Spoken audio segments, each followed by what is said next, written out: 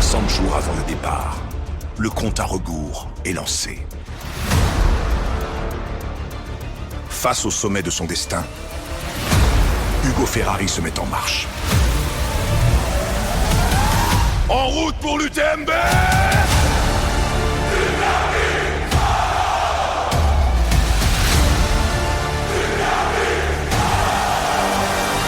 Chaque jour compte.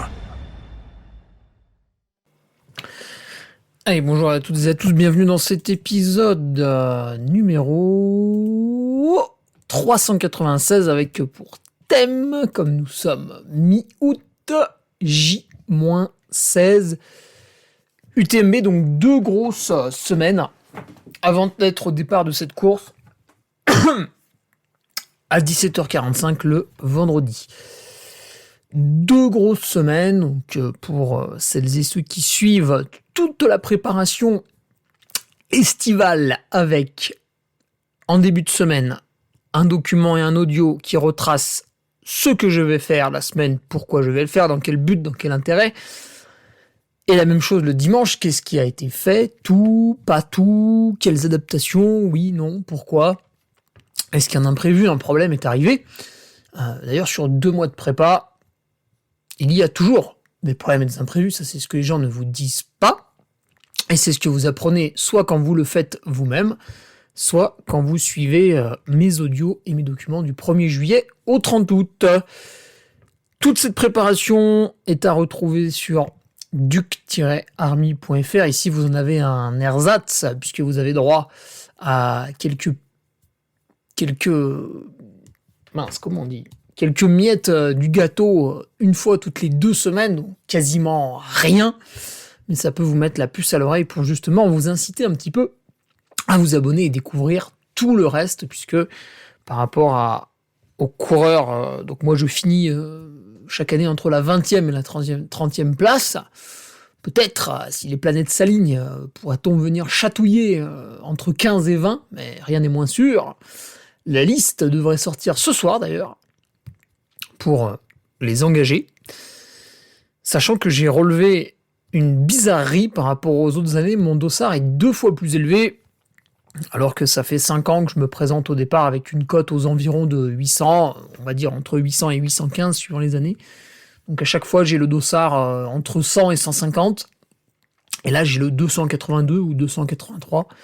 Donc il y a un loup dans la bergerie, puisque je ne peux pas croire, et j'en aurai la confirmation ce soir, que le niveau est doublé, comme ça, entre 2025 et 2026. Ça n'est pas possible. Ça n'était même pas arrivé entre 2021 et 2022. Ah, quoique. Donc entre 2025 et 2026, il y a assez peu de chance, puisque maintenant on a une certaine stabilité au niveau du peloton. Voilà.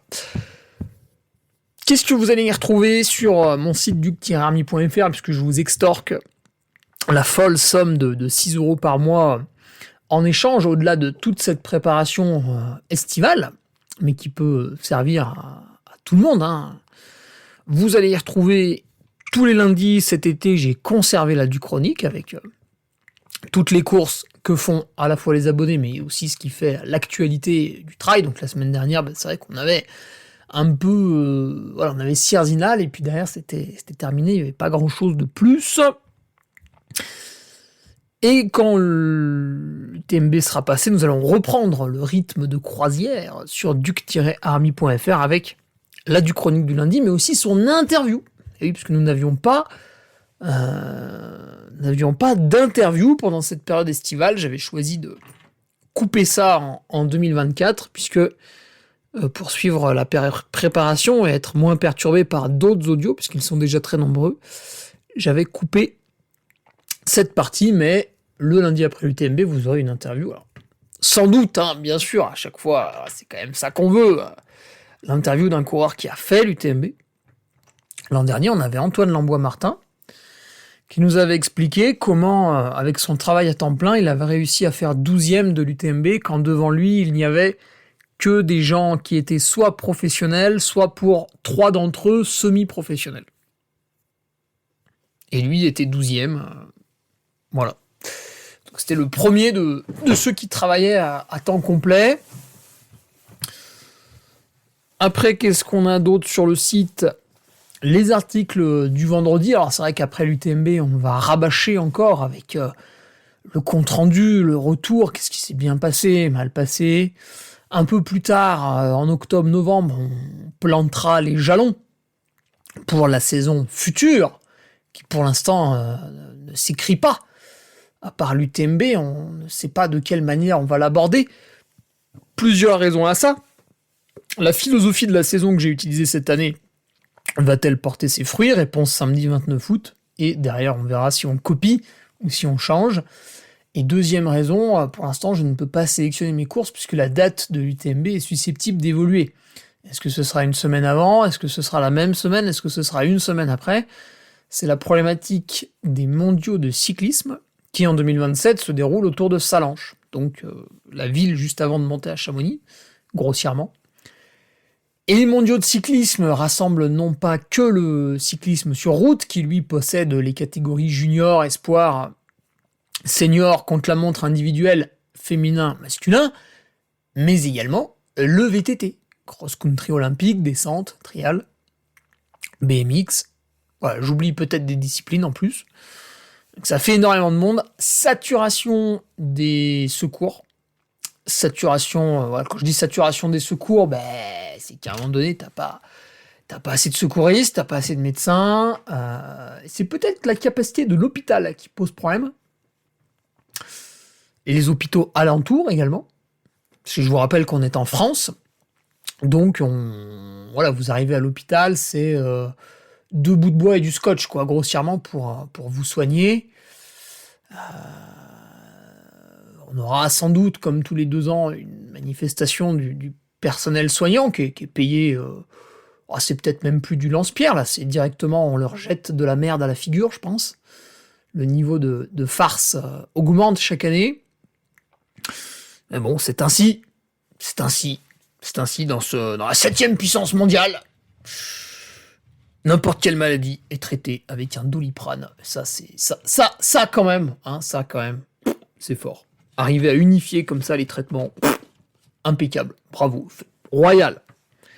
Évidemment, les décisions des bureaucrates sont toutes prises de manière extrêmement parfaite. Je ne m'amuserai jamais à les critiquer en podcast. Tous nos hauts fonctionnaires et nos agences de l'État sont absolument vitales pour ce pays et nous ne remettrons jamais en question leurs salaires qui sont absolument aberrants, mais j'imagine tout à fait nécessaire d'ailleurs. Nous avons une capacité d'anticipation qui est exceptionnelle puisque je le rappelle que 70% des Français, si la sécheresse continue, n'auront plus d'eau potable, mais bien sûr tout cela a été anticipé. Non ! Enfin bon, ce serait un peu long si on continuera dans cette voie-là. Donc voilà, après les abonnés ont la carte interactive pour se retrouver sur la carte. Vous habitez dans un trou paumé, paf, un autre abonné est à côté de vous, magnifique. Vous pouvez faire des barbecues non vegan ensemble, c'est génial. Et vous pouvez identifier Sandrine Rousseau dans vos tweets pour faire de la garde à vue. Le calendrier pour que je vous mette sur la du chronique pour vos courses, pour également arrondir les frais de transport ou de logement pour les courses avec d'autres. Le Discord pour raconter n'importe quoi sur vos heures de salariat. Le forum dans la même optique, le WhatsApp dans la même optique.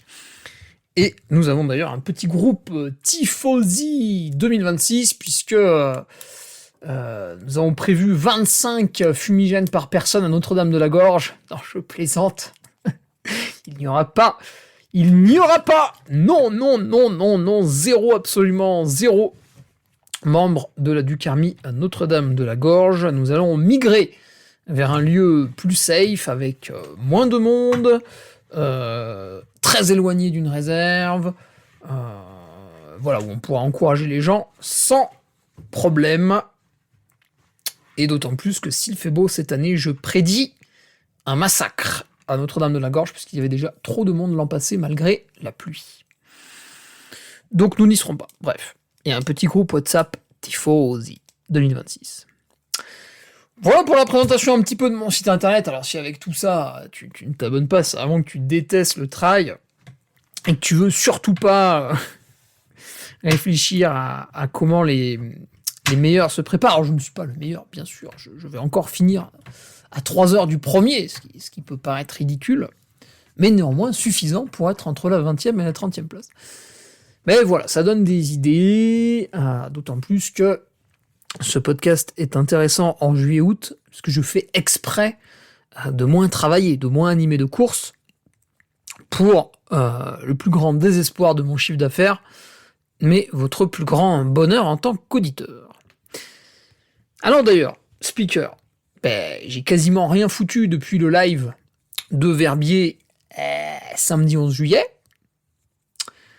et je vais remettre le couvert ce week-end au Tignes Trail, puisque je suis ici un mois en stage d'altitude du 19 juillet au 17 août. 29 nuitées exactement. Et avant de partir, je vais animer le Tignes Trail qui fête ses 10 ans. Ce qui est intéressant, c'est que je fête également mes 10 ans d'animation du Tignes Trail et je fête également mes 10 ans d'animation tout court. Donc une date symbolique. Pour l'occasion, un nouveau format 12 km a été créé, parce que le 14 était sans arrêt plein, et allait sur, on va dire, le versant A, et là le 12 km va sur le versant B. Donc voilà, comme ça on a une cartographie complète. À part ça, pas de changement. Change pas une équipe qui gagne, et les inscrits étaient, comme sur tous les trails de France, un petit peu plus nombreux encore cette année. Donc voilà, il reste quelques places pour ceux qui veulent se motiver ce week-end à venir faire un trail de haute altitude. Par exemple, sur le 42 km, vous allez passer une fois à 2007, une fois à 2750, vous allez redescendre à 2004 pour remonter à 2650, vous allez redescendre à 2100 pour remonter à 2007, donc on va dire 4 gros sommets, et après vous revenez à Tignes à 2100 mètres d'altitude. Normalement ça calme un petit peu. Voilà, donc ça c'est ce week-end, course enfant le samedi après-midi, et toute la journée de dimanche, les courses adultes. Le contenu réservé aux adultes dimanche. Il faut que je mette à jour sur mon site internet les courses que je vais animer à l'automne, donc il y en a un petit paquet quand même, puisque comme ça, vous avez mon calendrier, vous pouvez me demander pour vous livrer quelques bières renardes, quelques softs sans alcool Nalia, qui émanent du même créateur. Et l'intérêt, c'est que ces boissons sont pénibles à envoyer, en frais de déplacement, en frais de livraison, c'est beaucoup trop élevé. Donc voilà, quand je peux garnir mon coffre lorsque je me rends sur un événement, tout le monde y gagne. Qu'est-ce que j'avais d'autre après ? C'est tout, on va passer au sport. Au sport avec ma prochaine course, qui est l'UTMB, bien évidemment. Alors pour préparer cette UTMB, donc comme je vous le disais, un mois de stage en altitude à Tignes, magnifique manière de se préparer, et comme le veut la tradition de ce podcast, un petit compte rendu au jour le jour ou presque. Alors aujourd'hui, ce mercredi matin, était dédié à la 4e et dernière sortie en groupe que j'organise sur Tignes, qui est dans l'agenda des activités à faire sur Tignes la semaine pour les vacanciers. Et on est allé se faire justement les 2 tiers du parcours du 12 km avec l'aiguille percée. Ensuite, on a fait un petit aller-retour au col de Tourne parce que c'est très sympa. Là, on a séparé le groupe en deux parce qu'on était, je pense qu'on était une 50aine ce matin quand même, ce qui est beaucoup. Moi, j'ai pris le groupe qui redescendait ensuite sur Tignes. Voilà, très sympa, beau soleil hein, comme tous les matins. Et l'après-midi se voit là, en général, se couvre avec toujours depuis une semaine là, quelques orages le soir. Pas méchant, pas très méchant, cela dit, mais voilà, ça se voit là un petit peu. Par contre, le matin, c'est full soleil. Donc ça, c'est aussi une question que j'avais eue de temps en temps. Hein. Les gens avaient peur que j'ai sans arrêt froid à Tignes et que je me désacclimate totalement de la chaleur. Ah, je ne pense pas, hein, parce que quand vous faites du sport, alors certes, il fait que 20 ou 25 degrés, mais le soleil tape plein pot sur vous. Bah, vous avez chaud, vous transpirez tous les jours, comme j'en fais le constat. Et je ne pense pas qu'il y ait de grandes différences avec en bas, puisque en bas, souvent, en fait, on ne s'entraîne pas à la chaleur, on se tue à la chaleur. C'est-à-dire qu'on se fatigue énormément. Parce que s'entraîner à la chaleur, c'est un petit peu comme s'entraîner à la vitesse. Vous faites une séance de fractionné quantifiée, et après, vous récupérez pendant 3 jours avant d'en refaire une. Si vous faites une séance de fractionné tous les jours, vous pourrez essayer. Vous allez dans le mur, c'est difficile. À la chaleur, c'est pareil. Donc quand tu la prends là, comme ça, là, en pleine face dans la vallée, là, vraiment, autour de Chambéry, là, paf, 40 degrés. En juin, en juillet, en août, ça ne s'arrête plus, ça monte, chaque année, ça monte. Les records sont faits pour être battus. Et ils le seront battus. Même si le record de température à Chambéry date de 2023, on était un peu déçus quand même cet été de ne pas passer la barre des 41. C'est un peu dommage, ce sera peut-être pour l'été prochain. Préparez-vous d'ailleurs, vous avez eu chaud cet été, vous aurez chaud. L'été prochain, vous aurez chaud tout le temps maintenant, tout le temps, ça ne s'arrête plus. Ça ne s'arrêtera plus. C'est parti là, c'est parti. Ouais. Et vous pouvez faire tout ce que vous voulez, ça ne changera pas. Vous pouvez avoir une influence sur ce qui va se passer dans 50 ans, par contre. Bon, pour les plus âgés, vous vous en foutez, vous serez plus là, mais voilà, sachez-le, si vous avez une conscience écologique, vous pouvez avoir le pouvoir de changer les choses pour dans 50 ans. Ouais, avant, c'est foutu, la machine est lancée, c'est comme ça, le rouleau compresseur roule. Après, ça va être un peu difficile de faire comprendre au reste du monde, mais le français a de l'ambition, c'est bien, il faut avoir de l'ambition. Donc aujourd'hui, sortie cool ce matin. Ça m'a permis aussi de récupérer, c'est un peu le thème là, S-2. S-2, on attaque à récupérer.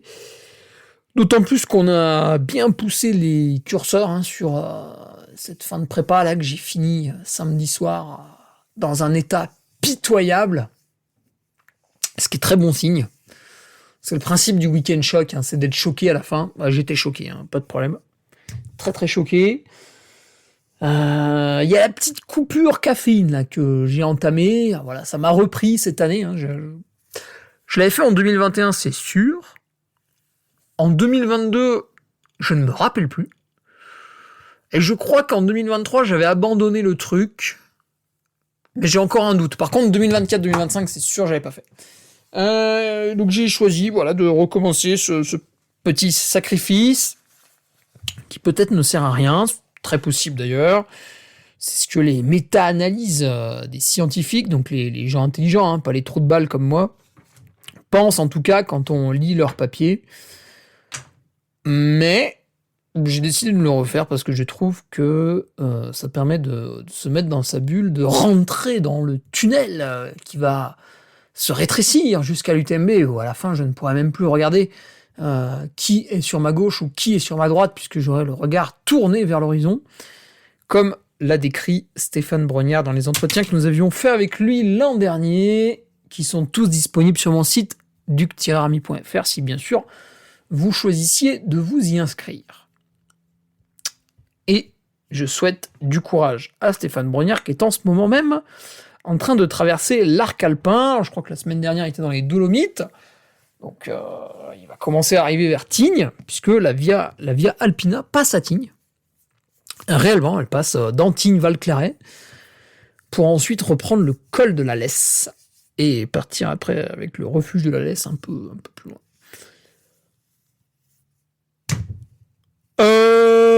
Est-ce que je suis gêné encore par mon tendon d'Achille ? Très peu, même si là, pendant toute la phase d'affûtage, je vais beaucoup travailler pour ça. D'ailleurs, cet après-midi, je serai à la salle de musculation. D'abord pour un petit rappel de musculation, mais très bref. Je crois que ça ne va même pas durer une demi-heure. Les exercices du tendon d'Achille durent une demi-heure.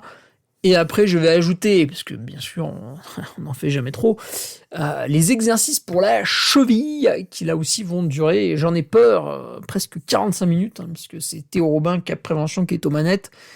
Et c'est un fou, je pense qu'il faudra l'enfermer un jour, cet homme-là. C'est un fou de la réhab. vous vous tordez le petit doigt de pied, vous en avez pour une demi-heure par soir pour vous remettre, c'est terrible. Mais ça marche. Et oui, parce que les gens se font des entorses, ne les soignent pas et se plaignent. Moi, je me suis fait une entorse. La semaine d'après, j'ai fait 170 km. Voilà, comment j'ai fait ? J'ai prié, une apparition divine est arrivée. Non, j'ai fait ce qu'il fallait, quand il le fallait. Ouais, c'est chiant, du coup, tu peux pas regarder la télé, tu peux pas envoyer une photo de tes couilles en message privé sur ton téléphone, à un robot IA sur OnlyFans, tu peux pas faire tout ça, c'est pénible, mais ouais, ça marche. Après, t'as plus mal à la cheville. Ça marche, ouais. Impressionnant, hein, quand même. Les solutions sont là, mais encore faut-il choisir de les faire. Et s'il y a encore un petit peu de temps, j'irai me baquer dans le jacuzzi, puisque c'est au même endroit. Sur Tignes, vous avez l'espace Le Lagon, qui regroupe la salle de musculation, la piscine pour éventuellement noyer votre enfant, ni vu ni connu, et le wellness, qui est tout simplement le spa avec sauna, jacuzzi, hammam. Mais je n'ai pas mis les pieds dans le hammam. Je suis plus sauna, jacuzzi. Qu'est-ce qu'on avait d'autre aujourd'hui ? Oui, donc la gêne n'est plus vraiment au niveau de la cheville ni du talon d'Achille, même s'il faut travailler pour que ce soit vraiment très fluide et efficace le jour J. Le problème était ce matin sur une ampoule. Putain de saloperie d'ampoule qui m'est apparue à la fin de la sortie samedi, sous la plante du pied, donc évidemment très très exposé au frottement dans la chaussure. Bon, ça va passer. J'ai fait un petit trou dans la peau, ce qui fait que ça va sécher en dessous. Pour bien faire, il faudrait mettre de l'éosine et aller prendre ça à la pharmacie. Est-ce que j'irai tout à l'heure ou est-ce que je vais laisser sécher comme ça tranquillement ? Je sais pas. Mais bon, pas bien méchant, mais voilà, un peu emmerdant, faut traiter. Que ce soit nickel le jour J, après toujours mettre la petite crème hydratante. Alors, si vous aimez le gasoil, pourquoi pas la NOC ? Mais à ce moment-là, vous pouvez tremper votre pied directement dans une cuve de gasoil. Ou sinon, la crème de Montémont Nature, bien sûr. Avec tous les labels écologiques qui vont bien. Tous ceux qui sont disponibles, elle les a. Plantes directement produites sur la ferme à Saint-Mury de Montémont en Isère, sur les pentes du massif de Beldonne, dont nous aurons bientôt l'échappée belle dans 9 jours. Intéressant ça aussi, l'échappée belle. Et pour terminer ce podcast, comme le veut la tradition, la petite question d'un auditeur. Et je vais même en prendre 2 aujourd'hui, puisque j'en avais 2 qui m'intéressaient. Alors la première, très courte, avec Jean-François Barré. Bonsoir Hugo. À moins de 3 semaines de course du village, augmentes-tu ton nombre d'heures de sommeil ? Sieste incluse. Bonne fin de préparation. Jeff. Alors Jeff, je vais le répéter, mais je n'ai jamais fait la sieste. Ça ne m'est jamais arrivé. Sauf quand, bien sûr, une soirée a duré très longtemps et j'ai très peu dormi. Mais sinon, ça ne m'est jamais arrivé. Donc je ne rajoute pas des siestes quand je suis à Tignes puisque je suis incapable de faire la sieste. Je ne peux pas le faire. C'est là où on a 2 teams qui s'affrontent, ceux qui font la sieste, qui ont la facilité à s'endormir, et ceux qui n'y arrivent pas. Et en fait, les uns ne comprennent pas les autres. Donc c'est comme ça. Alors après, augmenter mon nombre d'heures de sommeil, oui, mais de manière naturelle. Je vais m'expliquer.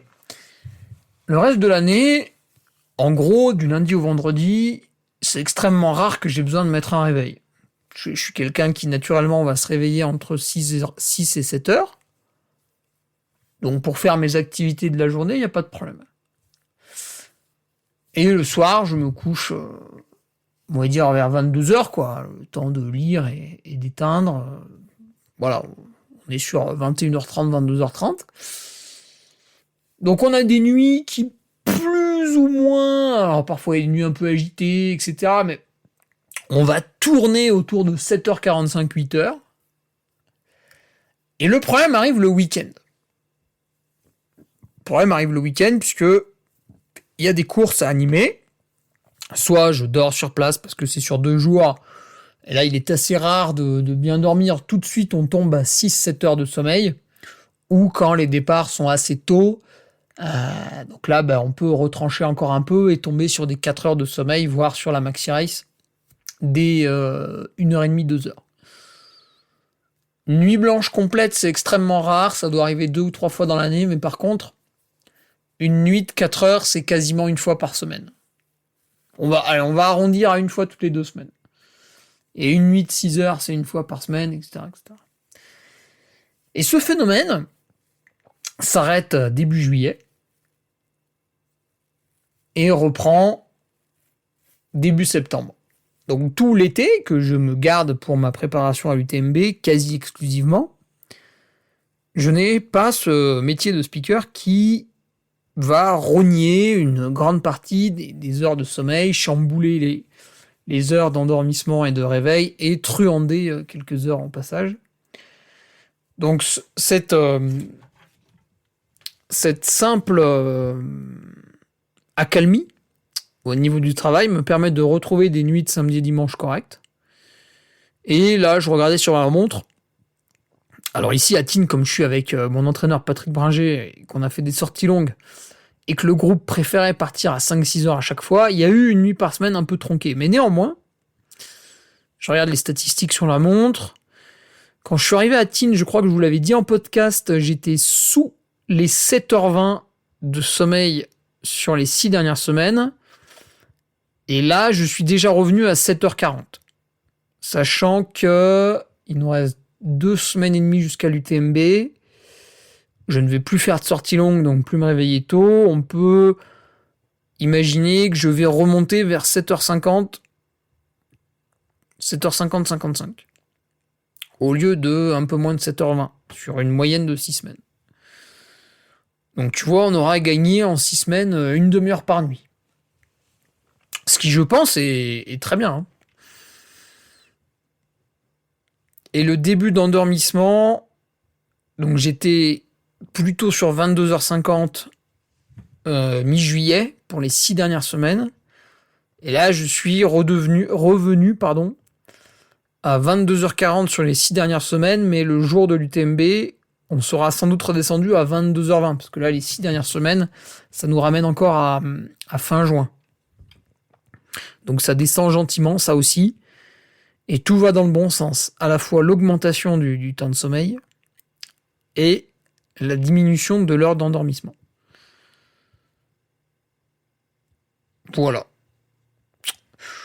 Voilà Jeff. Donc en fait, c'est par la force des choses, par l'arrêt du travail, si on veut schématiser grossièrement, que j'augmente mon nombre d'heures de sommeil. Et bien évidemment, c'est aussi pour ça que je livre ma meilleure performance chaque année sur l'UTMB. Alors après... intéressant, ouais. J'avais la question de Titouan Massacrier qui va nous occuper un petit peu plus longtemps. Et ce sera la dernière.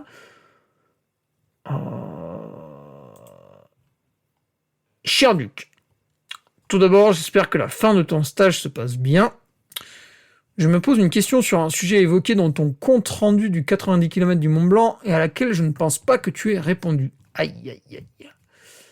Comme décrit dans ton compte rendu, sur la première montée, les données de ta montre indiquent 25 minutes en Z4 et 8 minutes en Z5. Et je précise que la montre affichait ça alors que ma vitesse ascensionnelle était très peu élevée et ne correspondait pas du tout à la vitesse ascensionnelle que je fais à l'entraînement quand je veux être en Z5. Alors que pour les montées suivantes, ta FC redescend fortement avec presque uniquement de la Z2, voire même de la Z1, hein, Titouan, pour une vitesse ascensionnelle qui reste pourtant assez proche. Ouais, c'est ce que je disais, c'était très bizarre. Tu fais d'ailleurs la comparaison de la répartition de fréquence cardiaque avec celle de Ben Diman. Bendiman qui doit être un des rares athlètes à partager un petit peu de sa préparation, mais pas tout. Pas tout. Mais vous avez quand même pas mal de bribes avec lui, c'est très intéressant. Qui de son côté ne dépasse jamais la Z3. Même en tout début de course. Et effectivement, au début du 90 du Mont Blanc, Bendiman n'était pas en tête, pas du tout. Il a remonté progressivement dans la montée, mais jusqu'au Brévent, non, jusqu'au Buet, le premier gros ravitaillement, il était revenu dans le groupe de tête, mais voilà, il était gentiment à la fin, pas spécialement accéléré. Par contre, après, il a déplié ses ailes. As-tu pu creuser la question depuis ? Non, Titouan. J'imagine également que tu as pris l'habitude d'avoir une FC haute dans le col de Vosa à l'UTMB, mais est-ce que cette observation pourrait t'amener à reconsidérer ton pacing cette année ? Bonne journée. C'est une très bonne question, Titouan. Je ne suis pas allé creuser la théorie de pourquoi mon cœur était très haut sur le début de course, alors que la vitesse ascensionnelle ne correspond pas à ces pulsations. Et pourquoi après, c'est régulé, c'est bon. Je peux aller chercher ça. D'autant plus que sur le 90 du Mont Blanc, en fait, ça ne m'a pas empêché d'être performant dans la dernière montée, la montée du Mont-en-Vert, que j'ai effectuée de manière tout à fait conforme à mes prévisions.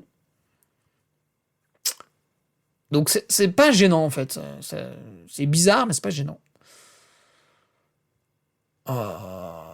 Je pense quand même que ça témoigne de quelque chose. À mon avis, d'un raté dans la préparation, d'un stress. C'est bizarre. Il y a un truc, c'est sûr.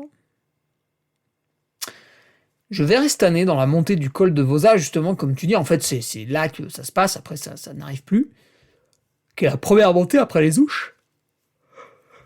Je verrai cette année. Donc chaque année, en gros, je monte ce col de Vosa à 1100 mètres/heure, je crois, l'année la plus rapide. De moyenne. Je dis bien de moyenne. Parce que si vous pensez que vous allez monter le col de Vosa en regardant sur votre montre une valeur régulière, 1, vous n'avez rien compris au trail, 2, vous allez faire une grosse erreur. Je vais vous expliquer pourquoi. Même si je suis atterré que vous ne puissiez pas le comprendre par vous-même. Mais bon. Le col de Vosa est irrégulier. Point, fin de la phrase. Il y a des replats, il y a des parties en faux plat montant où on peut courir, et il y a des parties extrêmement raides où là, il faut marcher de manière puissante. Donc, vous pouvez pas regarder vos mètres par heure et dire « je fais 1000 tout le temps hein. ». Non, quand ça va être plat, faux plat montant, tu vas être à 600, 700. Quand ça va être une pente méga raide, tu vas être à 1003, 1004, etc. Enfin, je parle pour mon cas. Donc, regarder une valeur sur la montre serait une grosse bêtise. Et ça vous donnerait un rythme totalement irrégulier dans la montée. Par contre, si on fait la moyenne, en tout cas, je l'ai faite sur les 5 dernières années du TMB, c'était à peu près 1000 mètres par heure. En haut du col, j'avais une vitesse moyenne de 1000 mètres par heure. Et on verra cette année, puisque je pense aller à peu près à la même vitesse. En fait, il n'y a pas trop d'écart entre l'année où j'étais à l'avant et ces dernières années où j'ai un pacing plus prudent. Et je crois qu'au sommet, il y a 2 ou 3 minutes d'écart. Enfin, c'était pas beaucoup. Sur quasiment 40, donc bon. C'est pas énorme ici, mais après c'est des minutes qui coûtent cher, hein, c'est vrai. Et on verra. Ouais, je pense que j'ai fait une meilleure préparation puisque je crois que c'est la première fois ici à Tignes où en fait j'observe sur des sorties que mon cœur ne monte pas tant que ça. Alors qu'avant, je grossis le trait, hein, vraiment, c'était pas systématique, mais avant, je partais courir autour de Tignes, enfin marcher en montée, hein, parce qu'on court très peu en montée ici. Et tout de suite, le cœur était haut. Donc en fait, tu faisais presque du SV1 tout le temps sans faire attention. Alors que là, cette année, j'ai observé un changement. Est-ce que c'est une meilleure approche du stage? Finalement, avec ce problème au tendon d'Achille, c'est vrai que j'ai fait une meilleure acclimatation au début, par la force des choses. Est-ce que c'est aussi mon année très régulière en amont qui fait que je suis arrivé ici dans de bonnes dispositions? C'est possible également.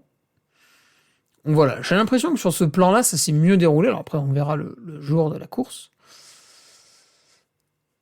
Mais voilà. Ensuite, je voulais revenir quand même sur reconsidérer le pacing cette année. Donc j'envisage un objectif de 22h30 depuis que j'ai fait 23h10 en 2023. C'est un peu l'étape d'après, quoi. C'est passer sous les 23h, 22h50, 22h40 et dans un bon jour 22h30. Alors pourquoi? Parce que on voit des athlètes mettre 22h30 chaque année, et c'est des gens qui sur le papier pourraient me ressembler. En dessous de 22h30, c'est des gens avec qui j'observe quand même des différences physiques importantes qui me laissent à penser que je ne peux pas aller rivaliser avec eux. Alors, peut-être que c'est faux, et sur tout un tas de paramètres de gestion, je pourrais, mais voilà, il y a quand même cette logique à un moment donné. 22h30 me paraît réalisable, au-delà, je ne me prononcerai pas. Et quand on regarde par exemple l'an passé, alors, tu vas me dire, oui, mais il n'y avait pas eu les pyramides calcaires, mais en fait, comme il a beaucoup plu, certes, il n'y avait pas les pyramides calcaires, mais d'un autre côté, c'était pour nous beaucoup plus dur parce qu'il fallait mettre la veste, enlever la veste, mettre le pantalon de pluie, mettre les gants, enlever les gants, arriver à se ravitailler malgré qu'on ait les doigts congelés, etc., etc. Donc ça a entraîné tout un tas d'abandons. Et pour ceux qui n'ont pas abandonné, du retard. Hein. Moi, quand j'ai fait le compte-rendu, vous avez vu exactement ce que ça m'a coûté, cette mauvaise météo. Notamment, ne pas manger pendant 3 heures. Donc l'an dernier, je suis parti et les sensations de ce cœur qui monte énormément, mauvaises, etc., étaient là dès le début, puisque maintenant il y a un détour avant les Ouches. Donc cette année, ce sera comme l'an dernier, il y aura ce détour. Et le col de Vosa, en fait, ils mettent pas toujours le pointage au même endroit, donc c'est un peu délicat, mais on va parler de Saint-Gervais après. Donc l'an dernier, j'arrive au col de Vosa en 1h27. Et si je regarde mes petits copains qui terminent devant moi, je vous ai pris plusieurs exemples. On a l'exemple de Ruth Croft. Et Ruth Croft, en fait, en 2024, elle est partie très doucement et elle a remonté pour terminer deuxième dame derrière Katy Scheid. Et en 2025, elle a pété un plomb, elle est partie à l'avant de la course, elle passe le col de Vosa à la 40e position en 1h22.09. Donc elle passe 5 minutes avant moi. Alors que au Grand Col Ferret, elle venait de me redoubler, parce que je l'avais doublé, et il y avait 3 minutes d'écart. Donc vous voyez, finalement, on était quasiment ensemble, et à la fin, elle a creusé un peu sur moi quand j'ai arrêté de courir, parce que je m'étais pas très très bien entraîné l'été dernier, et du coup, j'ai perdu un peu de temps sur vraiment les parties finales, mais en gros, on avait fait une course assez similaire, disons, dans le 1 tiers, 2 tiers, 3 tiers. Dans le deuxième tiers, on avait fait une course assez similaire. Et elle passe 5 minutes avant moi au col de Vosa. Donc c'est ambitieux, hein, parce que je pense que Aubin n'était pas passé à cette heure-là. Aubin Ferrari. Ah bah si, il était juste derrière, tiens. Il était juste derrière elle.